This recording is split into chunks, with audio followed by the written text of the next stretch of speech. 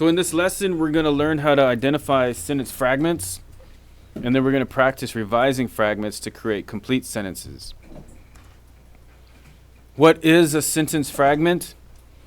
A sentence fragment is a group of words that does not express a complete thought. That's what we're talking about here is thinking. Writing is synonymous with thinking. Your language, the words that come out of your mouth are revealing what's going on inside your head. If you're just giving us a bunch of fragments, it's just a bunch of fragmented thinking. It's not going to make any sense. It's not going to make any logical, linguistic sense. So you have to be able to express your thoughts completely. That's why I always ask in those literature circles and other assignments that you do the group work in to write in complete sentences, not incomplete sentences, in space complete sentences, because complete sentences are complete thoughts. It is often missing a subject, a predicate, or both. The sentence fragment, that is. For example, after the game ended. Does this sentence express a complete thought? No. Why or why not? Or why not? Why doesn't this express a complete thought? Yes? No, this sentence does not express a complete thought because it's a fragment. It starts with a dependent clause after the game ended, but does not include an independent clause to complete the thought. To make it a complete sentence, you need to add what happened after the game ended, such as after the game ended, we went out for ice cream, or whatever you come up with. It doesn't have to be ice cream, it could be anything else, as long as it makes logical linguistic sense. So there are some common causes of sentence fragments, at least 3. Cause 1 is a missing subject. Here's a fragment, ran down the street. We're missing the subject. She ran down the street. What's a subject? A subject is the part of a sentence that tells who or what the sentence is about. For instance, the cat slept on the couch. Another common cause of a sentence fragment is a missing predicate. For instance, the boy on the bike. To make this a complete sentence, we would have to add a subject. The boy on the bike. We'd have to add a predicate. We have the subject already. The boy on the bike waved to his friend. What's a predicate? The part of a sentence that tells what the subject does or is. So it's not just the verb, but it's also identity. It deals with identity. The cat slept on the couch. What is the cat doing? He's sleeping on the couch. Another common cause of sentence fragments is a dependent clause without an independent clause. These are just parts of sentences. For instance, although it was raining. A complete sentence would be, although it was raining, we decided to play soccer. So everything after that comma is a complete thought. It's a complete sentence. It's an independent clause. Those are all synonymous terms. We decided to play soccer is a complete thought. It's a complete sentence. It's also an independent clause. What's a dependent clause? It's a group of words with a subject and a verb that cannot stand alone as a complete sentence because it doesn't express a complete thought. For example, because it was raining. What happened because it was raining? What's an independent clause? A group of words with a subject and a verb that can stand alone as a complete sentence because it expresses a complete thought. You see why I keep referring to this complete thought? Writing is synonymous with thinking. We want your thinking to be clear, logical. We want it to make sense because that's how we effectively communicate. It gets really deep, philosophical, dealing with the laws of identity, the laws of non-contradiction.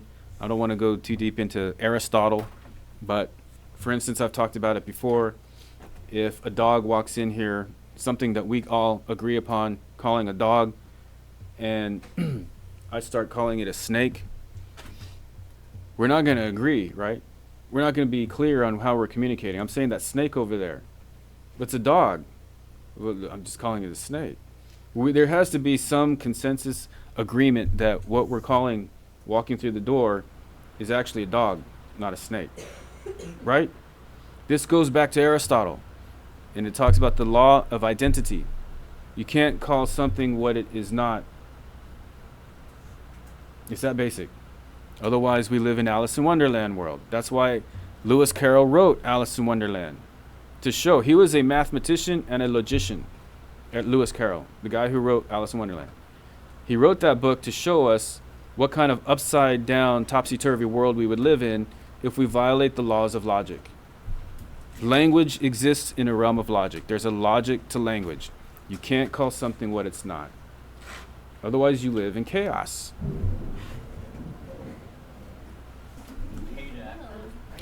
And it is very apropos, much like the fall of the House of Usher. It was raining. Oh, it's raining outside. Is this building being haunted? It was raining is a full sentence. That is a complete thought. That's good to go. It makes sense. It's logical. Quick tip, a dependent clause needs to be attached to an independent clause to make it logical. It needs to make it make sense. For instance, because it was raining, we stayed inside. Which type of fragment do you think is the most common? The most common type of fragment depends on the context, but dependent clauses without an independent clause are the most frequent. Writers frequently begin sentences with subordinating conjunctions like although, because, or while, but forget to add the main clause that completes the thought.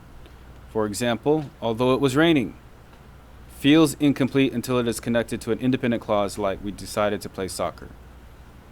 That's true. In writing for the past 20 years, I see a lot of sentences like that. Students will start off their sentences with even which. Like you should never start a sentence with the word which. And it amazes me how often, every once in a while, I'll see that used over and over again. How to fix sentence fragments? First, identify what's missing. Is there a subject? Is there a verb? Does it express a complete thought? Then add what's missing. For example, in this fragment, because she was late, you could revise it with because she was late, she missed the beginning of the movie. Running through the forest. What's missing?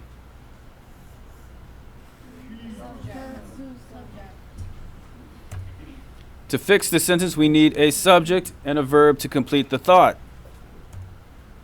The girl was running through the forest when she tripped on a root.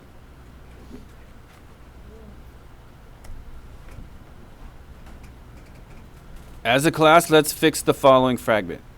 After the test ended. What is this? A dependent clause. What's missing?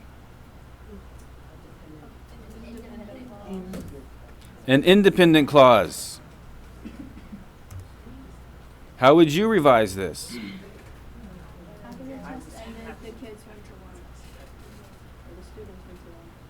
After the test ended, we went outside for lunch. Very good. Fix the following fragment. The dog under the table. What needs to be added?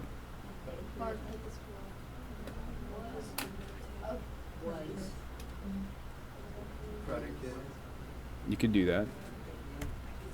The dog under the table barked loudly at the squirrel. So you need a predicate. But you could do like Precious said. You could just put the word was under the table. That would be identity. Because I stayed up late last night, what's missing? What happened because of it?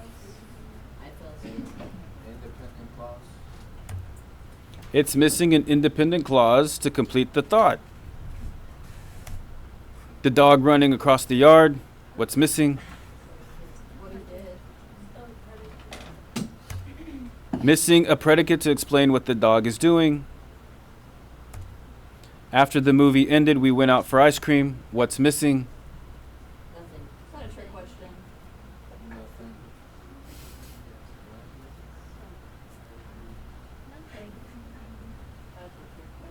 Just making sure they're paying attention back there. Nothing. This sentence has a subject verb and expresses a complete thought. While the rain poured outside, what's missing? What happened while they were in independent clause? It's missing an independent clause to explain what happened while it rained.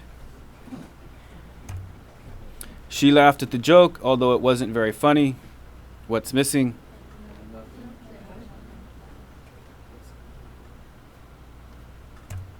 Nothing. The sentence combines an independent clause with a dependent clause. So, quick tips for fixing fragments. Always check for a subject and a predicate. Combine dependent clauses with independent clauses. Use punctuation like commas or conjunctions to join ideas where appropriate. And we're going to go over that a little bit more in depth when we talk about run-ons. Because another thing that is problematic among junior writers is comma splices. Anybody know what a comma splice is? It's where you put a comma in between two independent clauses instead of a period.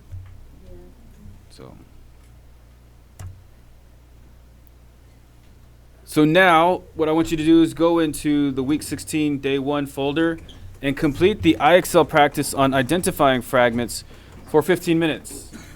So this is our IXL practice. When you complete the IXL practice, you'll complete the formative assessment in Schoology on identifying and correcting sentence fragments.